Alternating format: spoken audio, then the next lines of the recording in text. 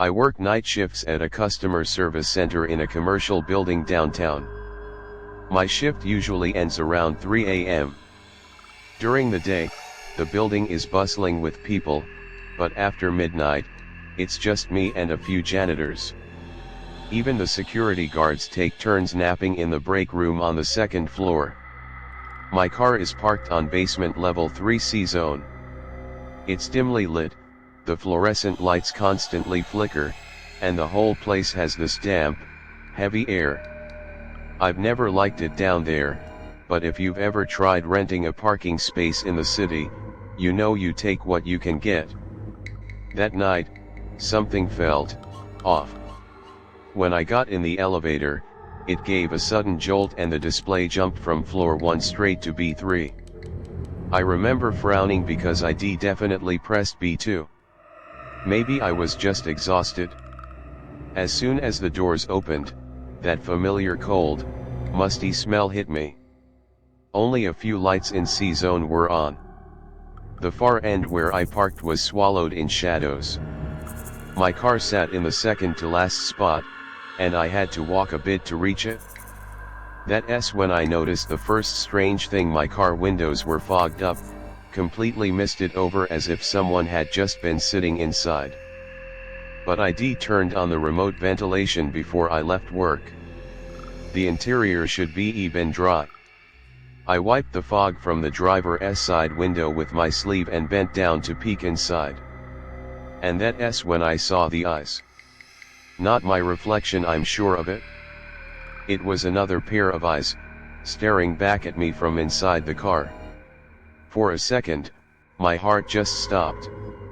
I stumbled back, breath caught in my throat. But when I looked again, the car was empty, just the seats and the steering wheel. Nothing out of place. Still, that stare. I forced myself to stay calm. Just a reflection, I whispered. Just a trick of the light. Then my phone buzzed. A push notification from the surveillance app: vehicle door opened at 3:13 a.m. I was still standing outside the car. I immediately yanked open the driver's door and checked the lock. It was open. I was certain I had locked it earlier before going to work. I climbed in, trying to ignore the growing unease in my chest. That's when I heard a faint click from the passenger seat. I turned. No one was there. But lying on the floor mat was a car key, one I'd never seen before. It wasn't my remote key. This one was an old-fashioned metal key with a yellowed plastic tag attached. On the tag, it read, C27. But my spot was C13. I started trembling. My hand shook as I pulled out my phone and opened the surveillance app again. The footage was glitching, frames jumping. And in every flash of still image, there was a faint shadow standing behind my car. Then it disappeared. I kept scrubbing through the timeline, trying to catch a clear shot. Then, in one particular frame, I froze. That shadow raised its hand, mimicking the exact motion I made earlier when I wiped the fog off the window. That's when it hit me. Those eyes. That movement. That shadow, it wasn't watching me, it was copying me. I slammed the car into gear and sped out of the parking garage, drenched in sweat. I didn't go home. I drove straight to my friend's house and crashed in their garage for the night. The next morning, I put that old C27 key in an envelope, planning to hand it to the building management. When I returned to C zone, the entire row from C25 to C30 was cordoned off with yellow tape. Signs read: under construction, do not enter. C27 completely empty. According to the staff, it had been vacant for years. I quietly dropped the envelope in the management office's drawer, said I'd found a key, and asked to switch my parking spot. Since then, I've never gone back to C zone. But sometimes, late at night, when I walk past the building's surveillance monitor in the lobby. I swear I see someone who looks exactly like me, standing at spot C27 wiping the window, watching me.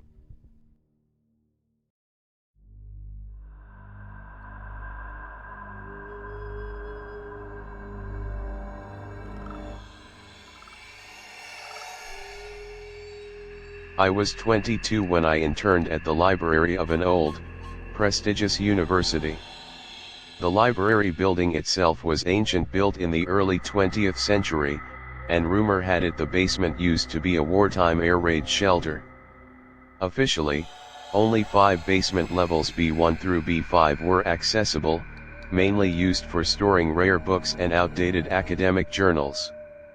My daily tasks were routine, helping catalog collections, assisting in digitization, and occasionally retrieving obscure volumes for professors from deep storage. Honestly, I enjoyed the quiet. The scent of old books mixed with the musk of aged wood cabinets created a sort of peaceful, grounded atmosphere underground. That is, until the day I was given a special assignment by the head librarian, to locate a missing handwritten manuscript, codenamed MS Delta.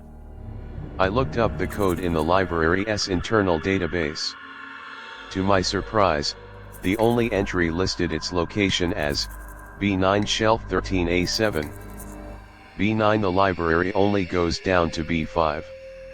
Right, assuming it was a clerical error, I brought it up to one of the senior staff members. As soon as I said B9, his expression froze.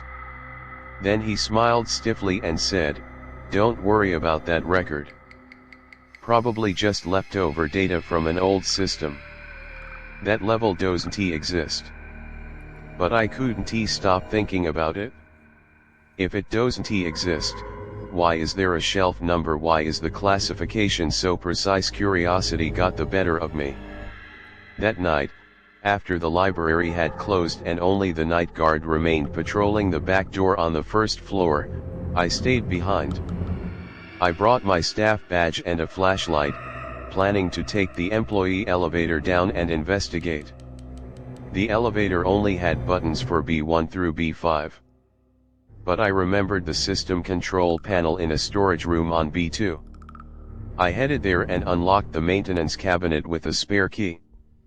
I'm not trained in elevator mechanics, but behind the button panel, I found a row of small, dust-covered toggle switches. One was labeled B9. I hesitated, then flipped it. The elevator shuddered. For a second, all the lights went out. Then it began to descend. Instead of a floor number, the display showed a strange symbol, Delta Delta Delta. When the doors finally opened, a wave of rot and mold hit me. This wasn't a library, it felt more like an abandoned archive. The walls were cracked, the floor blanketed in decades of dust. A few flickering fluorescent lights buzzed overhead like they were ready to die. Then I noticed something far more disturbing. Each row of shelves had classification tags, but they were written in a script I didn't recognize. They looked like inverted Greek letters and boxy runes. Following the catalog code 13A7, I made my way through the rows until I reached a small metal cabinet against the wall. The door was ajar. Inside sat a thick, black, leather-bound manuscript. It had no title. The cover was rough and uneven, like it had been hand-stitched. As soon as I touched the book, the lights above flickered and then the entire floor went dark. I switched on my flashlight. As the beam swept across the shelves in front of me, I saw a face. An old man.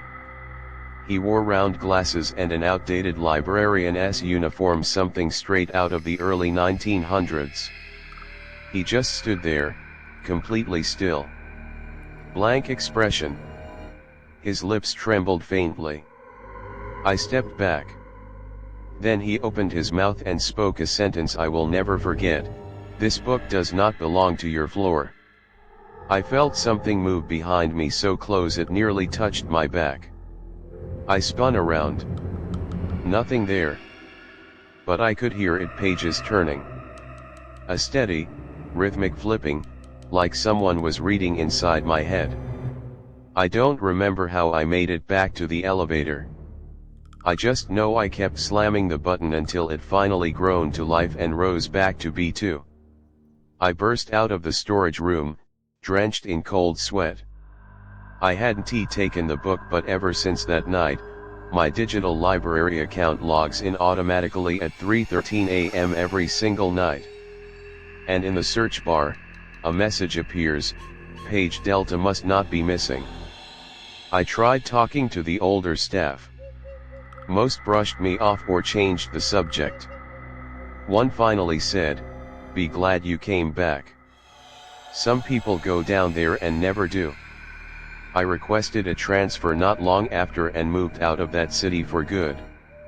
Years later, while browsing a second-hand bookshop, I stumbled upon a nameless notebook. Scrawled inside the back cover was a single sentence, "The books on the 9th level aren't meant to be read. They're meant to be remembered." When it hit me, I had never actually opened that manuscript. But I still remember every page. Every line. Every word.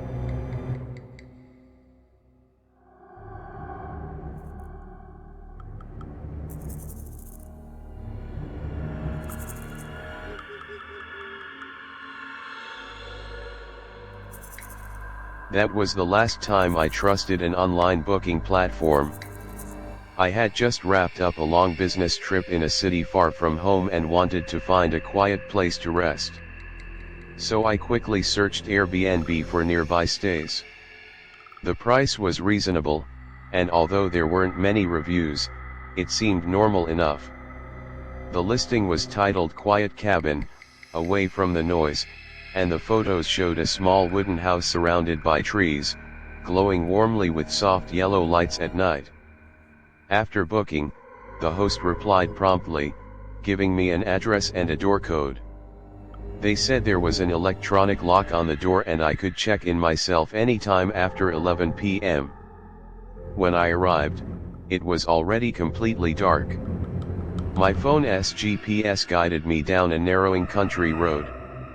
Shadows of trees flickered under the headlights, and the wind whispered through the branches. It felt cold. I searched for the cabin for quite a while. Finally, tucked behind a dense pine forest, I found it. The cabin's lights were dim.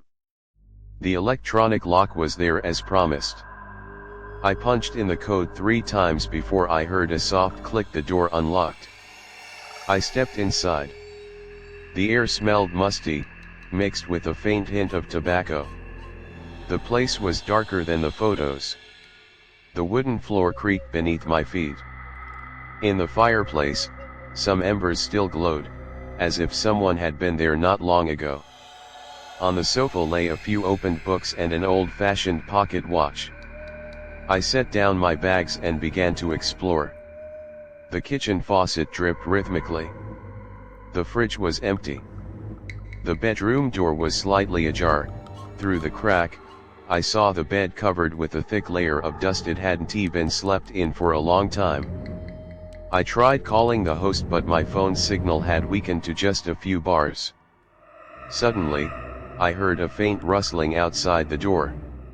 Nervously, I looked out the window, but saw nothing, just darkness and the sound of leaves stirred by the wind. I tried contacting the host again, but no reply came. Night deepened. I sat by the fireplace when my phone suddenly lit up with a message, "You shouldn't be here. The lock at the door will seal tight tonight. Don't go out." My heart pounded. I jumped up and tried the door. The keypad on the electronic lock was dead, completely unresponsive. The door felt locked from the outside. In a panic, I searched the kitchen drawers and found a yellowed note with scrawled handwriting, "This is not a place for you to stay. Leave before midnight, or you will remain here forever."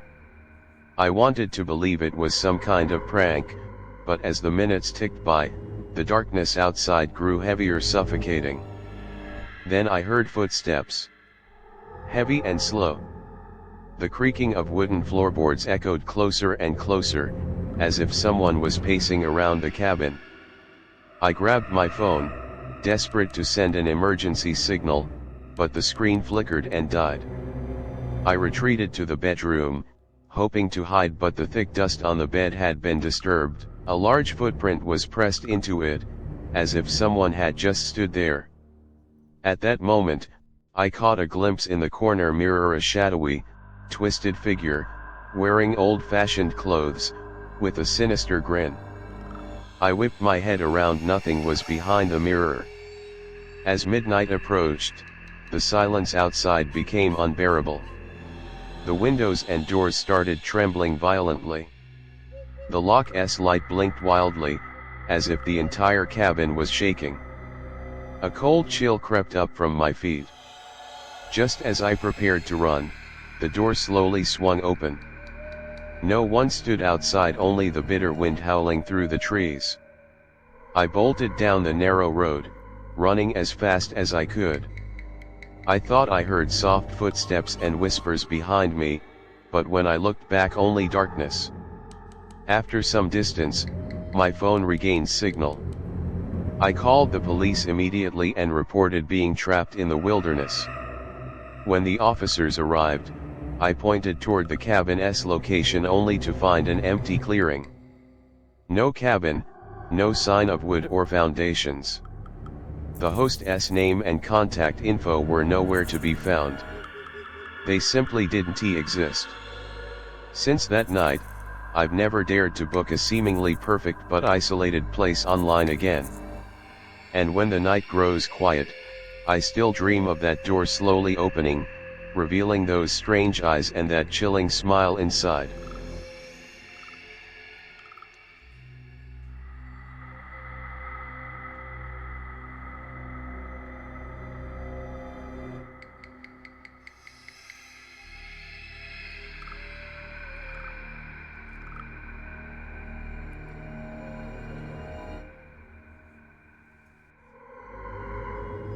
I used to work the night shift in the admin office of a mid-sized hospital. My job mostly involved monitoring security cameras, handling late-night reports, and running the occasional errand for the ER. Most nights were so quiet, they made you drowsy. There was nothing exactly scary about night shifts at the hospital, but something about the atmosphere always felt empty. Especially between 2 and 3 a.m. the halls would go so quiet you could hear your own heartbeat. The lighting stayed dim, probably to save power, or not disturb patients, but to me, those half-lit corridors and empty beds always felt like something was watching from the shadows. That night started out like any other. I brewed coffee, sat back in the monitoring room, and watched the feed from 18 different cameras. Everything was still. Until 2:16 a.m. A flicker came from the bottom right corner of the screen. At first, I didn't think much of it. But then a message popped up, room 404, motion detected. I stared at it for a moment. Room 404, that didn't make sense. Our hospital floors only go up to room 403. I clicked the feed to enlarge it. What I saw looked like a typical patient room: one bed, one four-stand, a window, and a soft glow from a bedside lamp. But I'd never seen that room before. Not once. I accessed the camera database to check its location. The metadata read, 4F West Wing, room 404. There was just one problem: our entire 4th floor West Wing had been shut down since a fire last year. It's sealed off for renovation. No patients. No equipment. No installed cameras. The more I stared at that screen, the more wrong it felt. The room was still, but I noticed something. A patient chart was taped to the wall. The paper was fluttering like there was a breeze inside. Then, a shadow moved across the edge of the frame. It was quick. Just a blur. But it wasn't a glitch, I'm sure of that. The shape moved like it was gliding, completely silent. My stomach tightened. I grabbed the comm radio and called the night security guy, Mr. Chen. Chen, are you on the 4th floor? I've got motion alerts in room 404. Silence. Then he replied, slowly, which room? There's number 404 on the 4th floor. That whole wing's locked up. I said, the camera feed shows someone's inside room 404. Can you check it out? Another pause. Then, quietly, he said, we don't have a room 404. It's not on the blueprints. Chills ran down my spine, but I pushed through. Just take a walk around. Could be a system bug or something. Chen agreed and went up. I kept my eyes on the camera. That's when something happened that made me stop breathing. The bed moved. The white sheets began to rise, forming the shape of someone sitting up. Then, a pair of legs dropped slowly over the edge. But there was no shadow beneath them. Panicking, I tried switching to other cameras, but only one showed that room. Then Chen's voice came through the radio, I'm at the 4th floor west wing. The doors are locked tight. Are you sure this is the place? I'll unlock it remotely, I replied. I opened the admin panel, but the room didn't exist in the system. No room 404. No access controls. Nothing. Was I overtired, or maybe the coffee was messing with my head? But the scene on screen was only getting stranger. The 4 stand began to sway. The curtains lifted gently. The figure stood up and faced the camera. I couldn't look away. That face, pale, blank, with grayish eyes and a tight shut mouth, was staring right through the screen. I swear he was looking straight at me. Then, he started walking toward the camera. The image glitched. The next frame showed half his face so close to the lens it filled the screen. Then it went black. A message flashed, error 404, patient not found. My body broke into a cold sweat. I bolted from the monitoring room and ran upstairs. When I got to the 4th floor, the air was thick and still. Dark. Silent. A yellowed paper was taped to the wall, West Wing closed, fire damage.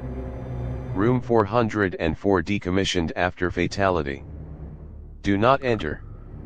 I stood there frozen. On the floor, I noticed the faded tape from the old police cordon. I turned to call for Chen. That's when I heard it. A wheelchair rolling, slowly, from the end of the hallway. But there was no one there. Later, I reported the entire event to hospital management. They found no record of room 404 ever existing.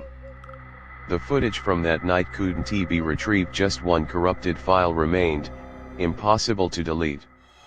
It was named 404_patient.mp4. I quit that job not long after and moved to another city. But ever since, at exactly 2:16 a.m. my personal laptop opens a black screen by itself. And a message fades in, one word at a time, room is ready. Please check in.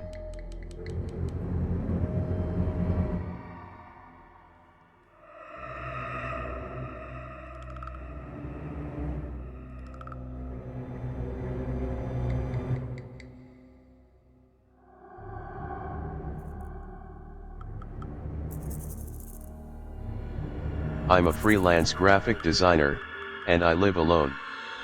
My work hours are irregular, mostly flipped between day and night.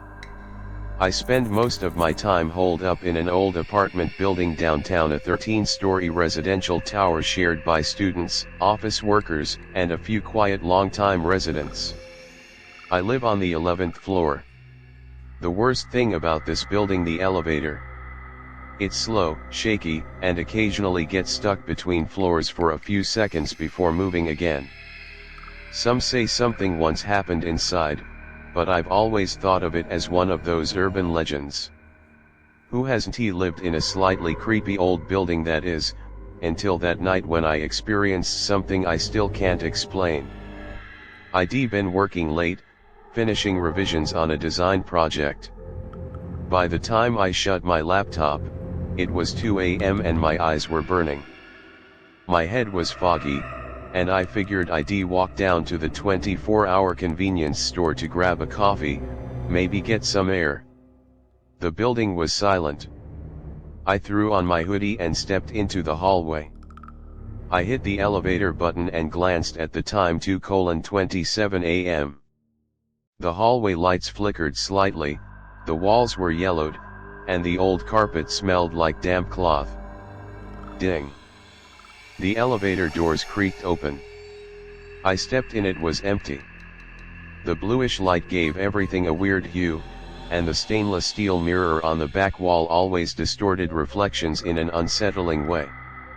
I pressed one and stood in the corner, scrolling through my phone. That's when a notification popped up. New album created, today, one selfie. I blinked. Selfie? I hadn't taken any. I tapped it open. The photo showed me, inside the elevator. But I wasn't wearing the gray hoodie I had on now. I was wearing the black hoodie I'd worn yesterday. In the picture, I stood on the opposite side of the elevator, staring blankly into the mirror. My expression was wrong. A faint, unnatural smile curled at my lips, something I'd never do. I looked around the elevator, still alone. The mirror reflected nothing unusual. Just my tired face looking down. I checked the timestamp on the photo, taken at 2:17 a.m. But I got into the elevator at 2:27. That photo was taken 10 minutes before I entered. A chill ran down my spine. My fingers trembled as I exited the photo app. Just then, another notification popped up. New video saved, 1 minute auto recorded. I hadn't hit record. I tapped it. It was a front camera video, like someone had been filming themselves. The frame was shaky, as if held in someone's hand. In the background, I could see the mirror and the elevator panel. 678. The person on screen wore my black hoodie. He stared straight into the camera, slowly smiling. Then he spoke. The voice was mine, exactly mine, but hollow, distant. This isn't your first time taking this elevator, is it? You just never noticed, sometimes, what comes down, isn't really you. The screen cut to black. My breath caught in my throat. I slammed the open door button. The elevator kept descending. Come on, cut it out, I muttered to myself. Maybe it was some virus, some creepy AR app one didn't remember installing. Then click click click. My phone started taking rapid-fire selfies on its own. In the dead silence of the elevator, the shutter sound echoed like gunshots. CHCH check. CHCH check. Each photo showed me, but more warped. The smile growing wider. More whites in my eyes. Until the last photo, just a blurred face pressed against the lens, twisted and stretched. The elevator jolted. It was stuck. The lights flickered. My phone buzzed again with a message, the one in the mirror, doesn't want you to leave. I looked up. My reflection was gone. The mirror was still there, but it showed nothing. No trace of me.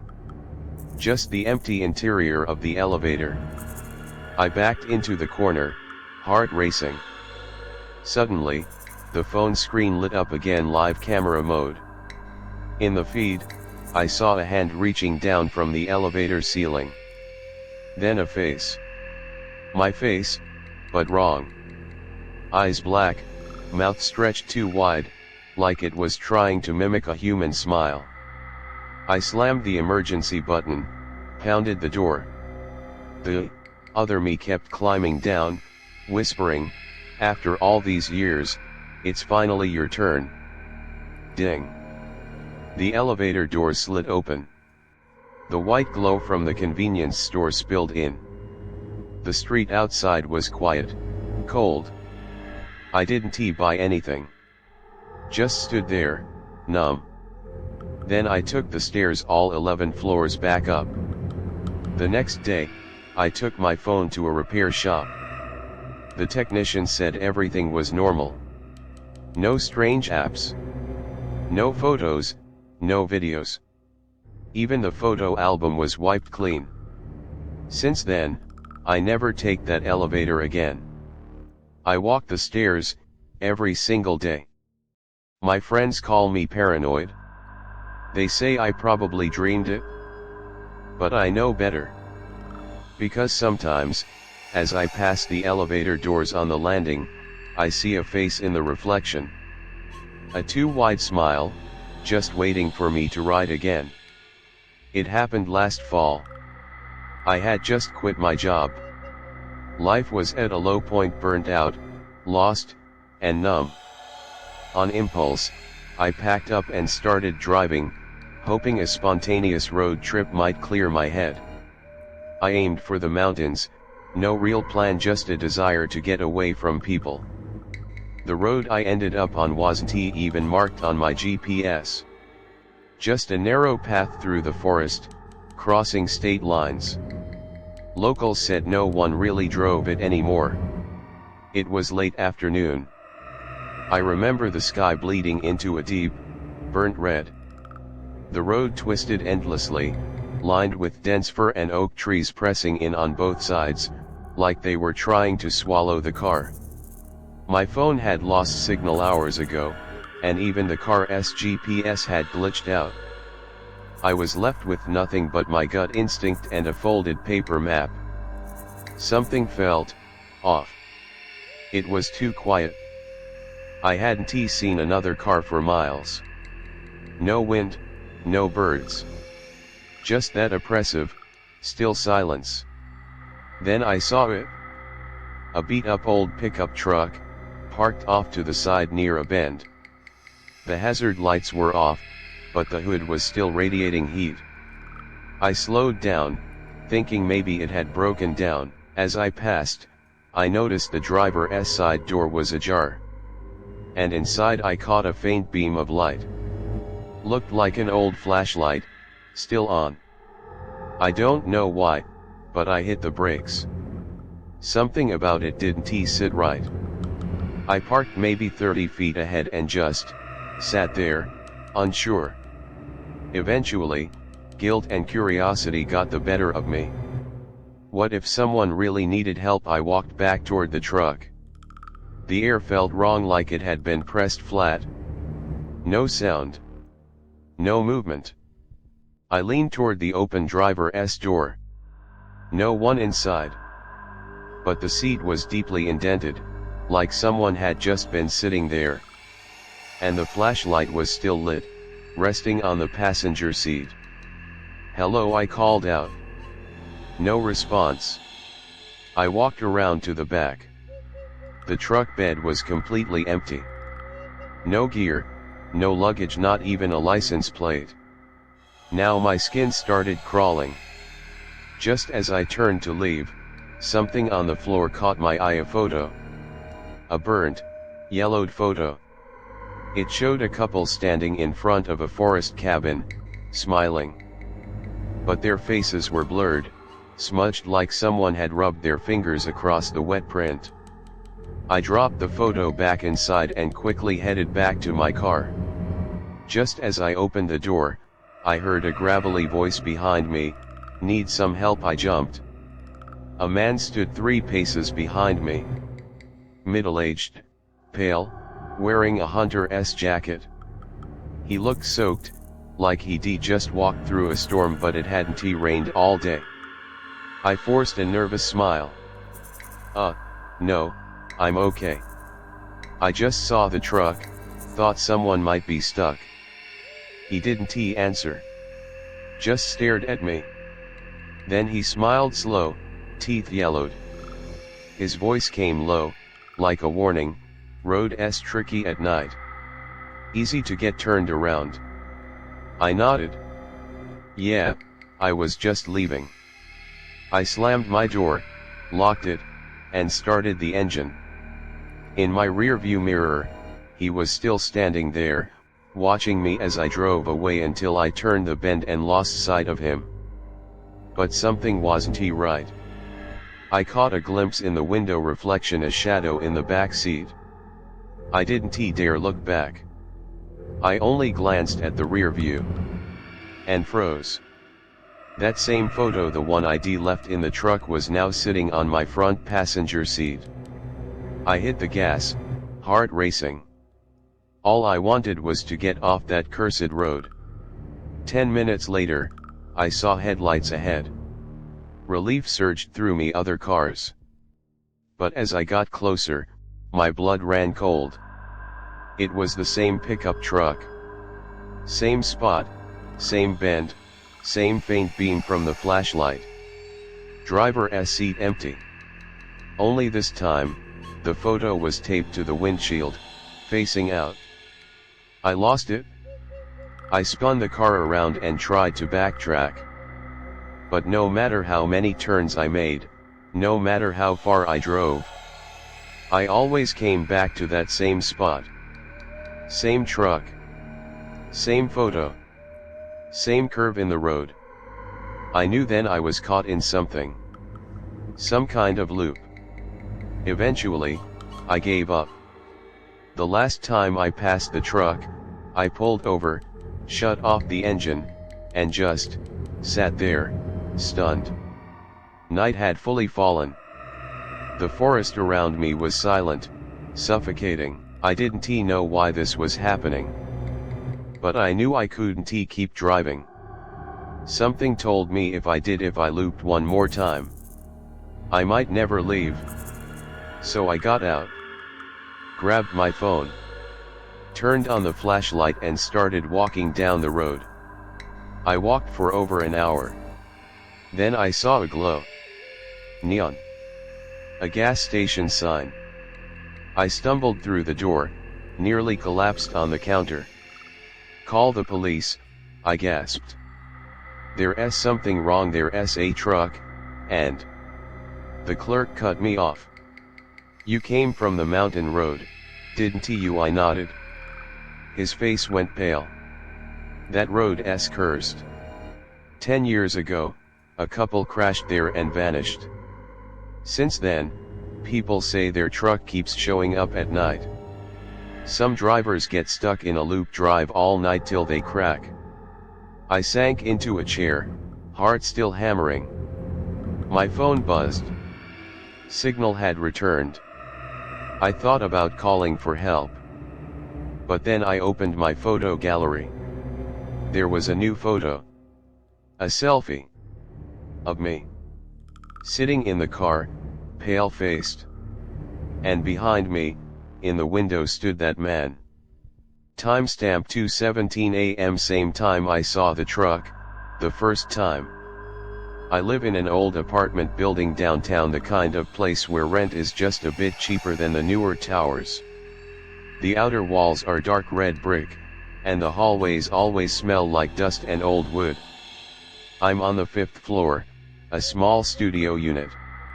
Not much space, but for someone like me living alone and not really social, it's perfect. I remember it was a Wednesday. I had just come home after working late. It was nearly midnight. The building was dead quiet, and the dim hallway lights flickered occasionally. As usual, the elevator was acting up, so I took the stairs. The unit above mine is on the 6th floor, also residential. But in the 2 years I've lived here, I've never once seen the people upstairs. Every now and then I'd hear a door closing in the hallway, but that was about it. Until that night when everything changed. I had just taken a shower and lay down in bed. It was around 1 a.m. I had just closed my eyes when I heard 3 heavy knocks from the ceiling above. Thud. Thud. Thud. At first, I thought I was imagining it. Old buildings make weird sounds all the time, pipes shifting, wooden beams creaking. But this sound was too deliberate, too rhythmic, like someone knocking on a door directly above me.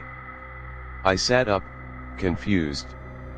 I leaned closer to the ceiling, and then thud. Thud. Thud. Clear as day. I looked at the clock. 1:12 a.m. I figured maybe someone forgot their keys and was knocking to be let in. Not my problem. I lay back down and tried to sleep. But about 15 minutes later, it happened again. Only this time, it wasn't 3 knocks, it was rapid, frantic banging. Thud thud thud thud thud thud thud. I sat up again, annoyed and uneasy. Who the hell does that at 1:30 in the morning? After a moment of hesitation, I threw on a jacket, grabbed my phone, and stepped out. The hallway was silent. I slowly walked up to the 6th floor. That's when I noticed something strange. The motion sensor lights didn't turn on. They always came on when someone stepped out of the stairwell. But this time, the hallway remained dark. I turned on my phone flashlight and slowly walked forward. There are 3 units on the 6th floor.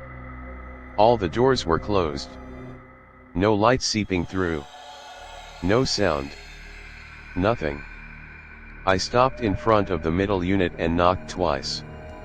Hey, anyone home? I thought I heard something earlier.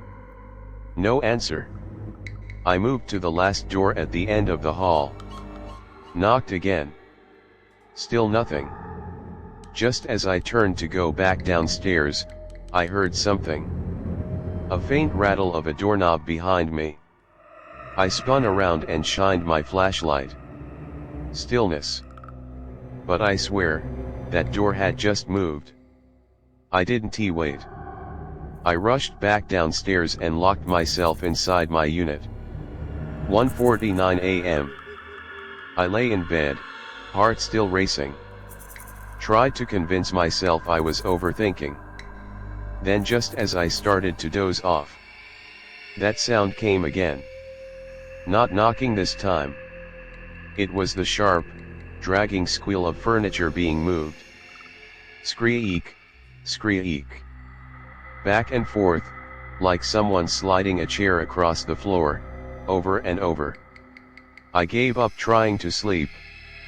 I turned on my phone's voice recorder, placed it beside me, and just stared at the ceiling until past 3 a.m. when the sounds finally stopped. The next morning, I replayed the audio. The dragging sounds were there. But near the end, I caught something else. A low, muttering voice, indistinct, but not the sound of plumbing or wood. It sounded human. I called the landlord and asked if someone new had moved into the unit above mine. He paused. The 6th floor? No, all 3 units up there are empty. Been that way for months. My stomach dropped. You're saying, no one lives there? He hesitated. There was a woman. She moved out 3 months ago. Said she kept hearing knocks at night, furniture being moved, even someone talking outside her window. He sighed. Honestly, I thought she was just being paranoid. Why you hearing things now too? I told him it was probably just stress and hung up. But I couldn't shake the feeling. I went up to the 6th floor again, just to see. This time, the lights turned on. Everything looked normal. All 3 doors were shut tight. Except, under the door of the middle unit, something was wedged. A photograph. I knelt down and pulled it out. It was a blurry photo, seemingly taken from inside a room. The angle was from a corner, pointed at a door that was slightly ajar. And in the gap of that door, a pair of eyes stared directly at the camera. From the darkness beyond, I ran back down the stairs, shoved the photo into a drawer. Didn't look at it again. For the next few nights, I barely slept. At exactly 1:17 a.m. like clockwork, the knocking returned. Sometimes soft, sometimes frantic, but always from above. The worst night, I woke up one morning to find 3 round, dark marks on the ceiling above my bed. Perfectly spaced. Like someone had knocked with their knuckles. I tried calling the police. They came. They looked around. Of course nothing. No sounds. No marks. No explanation. They told me I was stressed. Suggested I see someone. Then, 1 week later, I found an envelope in my mailbox. No name. Just a note inside. You heard it too, right? Don't answer him. I froze. Cold sweat ran down my back. Now, I never sleep past 1 a.m. I wear headphones. Leave the lights on. Play music. Because I know. Once it hits that time. Thud. Thud. Thud. It's not the upstairs neighbor. It's the empty apartment above me. And it's knocking on my door. I used to work night shifts as a floor supervisor at a 24-hour megastore in the suburbs. That was right after I graduated college, during a time when I couldn't find a decent job. So I took it, just a temporary gig, I told myself. Honestly, the job was boring. Most of the time, I just made sure the cleaners finished their work, the shelves were stocked, and everything was ready for the 5 a.m. opening. But that job left me with memories I wish I could forget.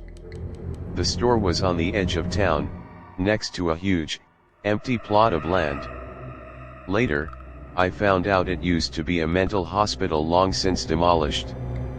I never believed those kinds of urban legends, but some things happened that still haunt my dreams. It was a night like any other. Around 2 a.m. the store was mostly dark. Aside from me, there were just 2 janitors. One scrubbing the floors in the produce section, the other restocking supplies in the restroom. I was sitting in the break room, scrolling through my phone, waiting for 5 a.m. to roll around. Although we were technically open 24 hours, from 2 a.m. to 5 a.m. the store was closed to customers. The doors were locked. Registers shut down. Lighting dimmed to about 1/3 brightness, just enough to move around. Around 3 a.m. while checking some inventory records, the store's intercom suddenly came on. Ding dong. A chime, clear as day. Then a man's voice.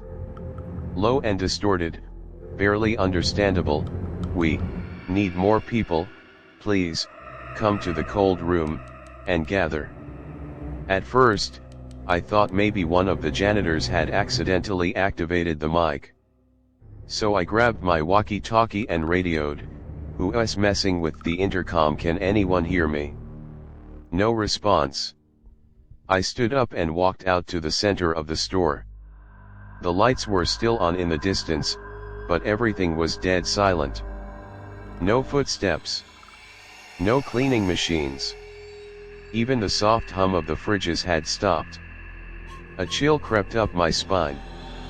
I started walking toward the cold storage section. It was all the way in the back. Just a long hallway and a few heavy metal doors. When I got there, one of the doors was wide open. Inside was pitch black, but I could feel the cold air rushing out, mist forming around the door frame. I called out, "Hello, anyone there?" Was that someone on the intercom by mistake? No response. I was about to close the door when the intercom came on again. But this time, the voice had changed. It didn't sound human. It was robotic, artificial, like it had been generated. "You heard us, didn't you? Come in." I nearly dropped my flashlight, turned and ran full speed back to the office. I shut down the PA system through the main terminal, hands shaking the whole time. 5 minutes later, one of the janitors radioed in, "Boss, did you hear that announcement? Was someone in the cold room?" He said he'd seen the door wide open from the produce section. Saw shadows moving inside. He thought it was me. I told him, "Finish up fast. Meet me in the break room. No one leaves until sunrise." For the next 3 nights, I started closing up early. I didn't want to be alone after 2 a.m. Then came Saturday. 2:30 a.m. I wasn't touching the PA system, everything showed inactive. But suddenly, a woman's voice began whispering over the store speakers. Over and over, she said, "We're still inside. We haven't left yet." My blood ran cold. The voice didn't sound like it came from the speakers. It felt like it was crawling out from between the aisles. Like someone was whispering right next to your ear. I scrambled to the security office and pulled up the camera feeds. Nothing. Except the cold room door, cold room 1, was slowly opening. On its own. There was nothing inside. But the temperature reading was off. Minus 32 degrees Celsius. Way below standard storage temps. I don't know where I found the courage, but that night, I wrote my resignation report. I was done. But before leaving, I looked up the facility's renovation history. Just one last bit of curiosity I wish I'd ignored. I went through the old warehouse documents, and found something strange. That cold room, it wasn't originally a storage unit. It had been repurposed. It used to be the hospital morgue. An old black and white photo was included in the file. It showed the basement storage area of the former hospital. Same door. Same room. And right above the cold chamber's entrance, a row of faded letters. The exact same label printed on our current cold room 1. I stared at that photo for a long time. Then I noticed something that made my blood turn to ice. In the reflection of the glass door, a group of people in hospital gowns stood just behind the photographer, facing the camera, staring. I quit the next morning. They say that store's been converted into a 24-hour gym now. But I can't help but wonder. Around 3 a.m. if you're there alone, whether you'll hear the cold room door creak open. And a voice whisper, "You heard us, didn't you? Come in." It happened last summer. 3 friends and I went camping deep in a state forest. We do this every year, pick a weekend, get off the grid, drink beer, roast meat, forget the world. This time, we picked a small campsite that barely even showed up on the map. Surrounded by mountains, the only way in was a single gravel road. There were no rangers. No other campers. Just the 4 of us, completely alone. The first day went perfectly. We set up 2 tents, one for the guys, one for the girls. Sat around the fire, drank, talked about nothing. The night was eerily quiet. No wind, no rustling trees. Just the occasional distant hoot of a night bird. Everything changed the next morning. I woke up around 5:30 a.m. needing to pee. But when I stepped out of our tent, I noticed something strange. The other tent was gone. The one my two friends had been sleeping in just gone. I froze by the fire pit, thinking maybe I was still half asleep. But I walked over, and the space where the tent had been was completely empty. No pegs. No ropes. No dents in the grass. Just smooth, undisturbed earth. Like nothing had ever been there. At first, I thought it was a prank. Maybe they got up in the night and moved it, but there was nowhere to go, thick forest on all sides. And we all had a ton of beer the night before. There's no way they had the energy to pack up a whole tent in the dark. I woke up my friend Min. She laughed at first, thought I was seeing things. But once she saw the empty spot, her face went pale. We searched the area. Walked along the gravel road, even checked the tree line. Nothing. No signs, no voices, not even footprints. And our phones had zero signal. We shouted their names. Screamed for help. But the only thing that answered was the forest echoing us back. Eventually, we returned to the fire pit and sat in silence. Time passed slowly. There was still no sign they had ever been there at all. By 3 p.m. we decided to pack up and hike out. We needed help. That's when Min noticed something strange in her backpack. She had brought 4 bottles of water, untouched. But now, only 2 remained. She swore she hadn't opened the bag since yesterday. As we left the campsite, I turned around for one last look. The clearing was peaceful, as if nothing had happened. But as I turned back to leave, I heard something. From deep in the trees behind us. The sound of a tent zipper being slowly opened. Long, deliberate, unmistakable. I spun around. The clearing was still empty. No tents. No people. But I know what I heard. That sound, I've heard it dozens of times on camping trips. It wasn't my imagination. I said nothing. Just whispered to Min, walk faster. It took us over 2 hours to hike back to the car. The entire time, I refused to look back. While driving, I kept checking the rearview mirror.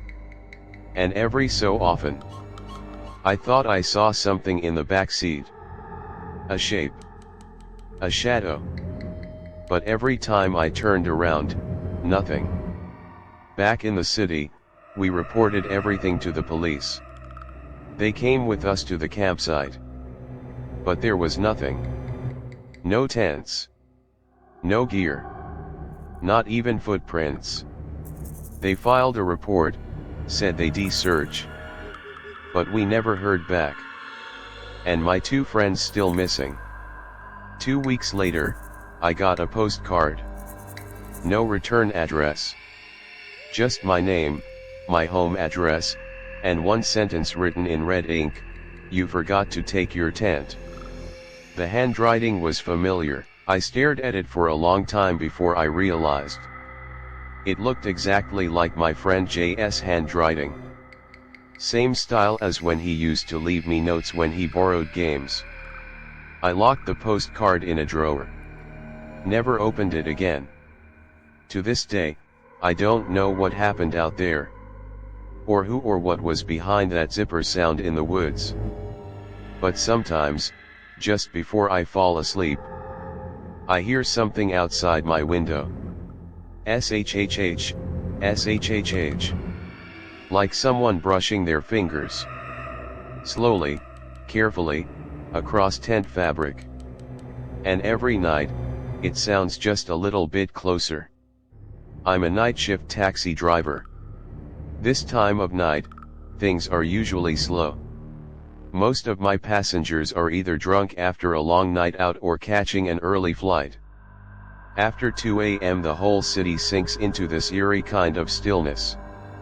Like someone pressed pause on the world. Every little sound seems louder than it should be. It was a Sunday. The time, 2:50 a.m. I had just dropped off a passenger at the hospital and was parked on the side of an old suburban street, waiting for the next ride. The weather was cloudy. Street lights dim. Not a single car in sight. I rolled down the window for some air and turned up the radio. And then I saw her. She came out of a narrow alley across the street. A young woman in a beige trench coat, slowly walking toward me. Her posture was strange. Not fast, but stiff. Straight. Her eyes never left my car. She didn't wave. Didn't call a cab. But something made me roll down the window and ask, "Need a ride?" She nodded. Her voice barely audible, "I need to go to Zikiao station." I paused. Zikiao, you mean the abandoned station up north? She didn't answer, just nodded again. No expression on her face. She got into the back seat and shut the door so quietly it was like she weighed nothing. I hesitated, but eventually started driving. The place still showed up on GPS, but the route went through a stretch of forested mountain road. Still, I figured it was a decent fare. Might as well take it. We drove in silence for about 15 minutes. She didn't speak. I didn't know if I should. From the rearview mirror, I saw her hands resting on her knees, eyes fixed on the window. Trying to break the tension, I asked, "Are you meeting someone there?" I thought there weren't any houses left around that station. She didn't look at me. Just said, "I used to live there." Her voice was light.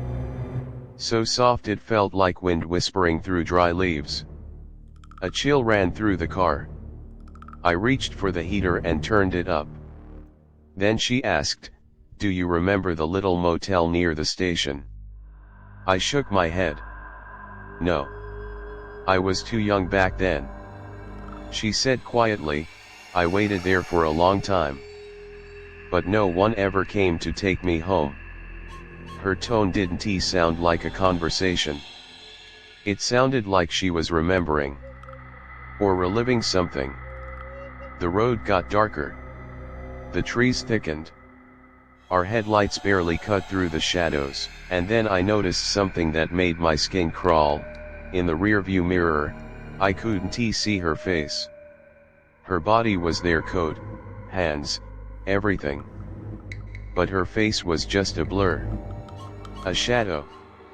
I stared at the mirror, trying to reason maybe the angle was wrong, maybe I was just tired, but I couldn't keep looking. I focused on the road instead. We finally reached Zikiao station. It looked exactly as I remembered from old pictures, half-broken sign, weeds growing all over the platform, rusted tracks. Behind the station stood a collapsed motel, windows shattered like hollow eyes. I pulled over and turned around. "We're here." But she was gone. The back seat was empty. Spotless. No sound of a door opening. No sign she'd ever been there. I froze. Every instinct told me to just drive off fast. But part of me still thought, maybe she just got out quickly. I stepped out and looked around. The air was cold. Only the sound of my idling engine filled the silence. Then I looked up. On the top balcony of the abandoned motel, a figure was standing. Same beige coat. Same rigid stance. Her head tilted slightly. Like she was smiling at me. I didn't wait. I jumped in the car and floored it down the mountain. Every so often I glanced in the rearview mirror. Until I finally saw city lights, and let out a breath I hadn't realized I was holding. But that wasn't the end. The next morning, I went to the company office to review the dashcam footage. I wanted to confirm that someone had been in my car. but in the entire video, I was alone. Just me, driving and talking to myself. Mentioning Zikiao Station. Answering questions no one asked. The backseat was empty the whole time. I deleted the footage. Didn't he want anyone else to see it? But ever since then, on some nights, while driving my cab, I'll feel a sudden chill behind me, or hear the soft click of the rear door shutting, like someone quietly getting in. And I know she's still looking for someone to take her home.